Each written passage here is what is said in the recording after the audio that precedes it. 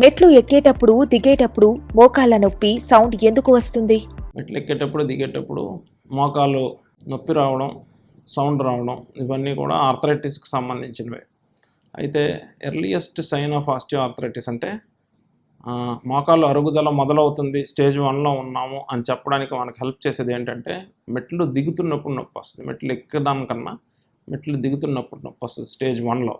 ఇంకా అది ప్రోగ్రెస్ అవుతున్న కొద్దీ మెట్లు ఎక్కుతున్నప్పుడు కూడా నొప్పి వస్తుంది. అండ్ దాని తర్వాత ఎముకలు రాపిడికి గురైన తర్వాత లోపల ఉన్న కుషన్ ఎప్పుడైతే అరుగుదల వస్తుందో అప్పటి నుంచి సౌండ్స్ కూడా రావడం జరుగుతుంది. కాళ్ళు ఎందుకు వంకరపోతాయి?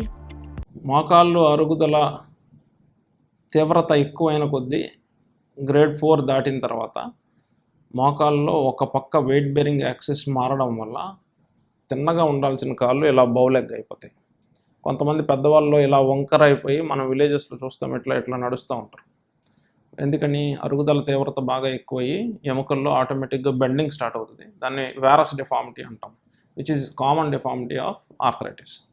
అలాగే ఇంకొకటి ఏంటంటే స్టైల్గా నడవడం వల్ల మోకాళ్ళలో అరుగుదల వస్తుందా అంటే, స్టైల్గా నడవడం వల్ల మోకాళ్ళలో అరుగుదల రావడం ఉండదు.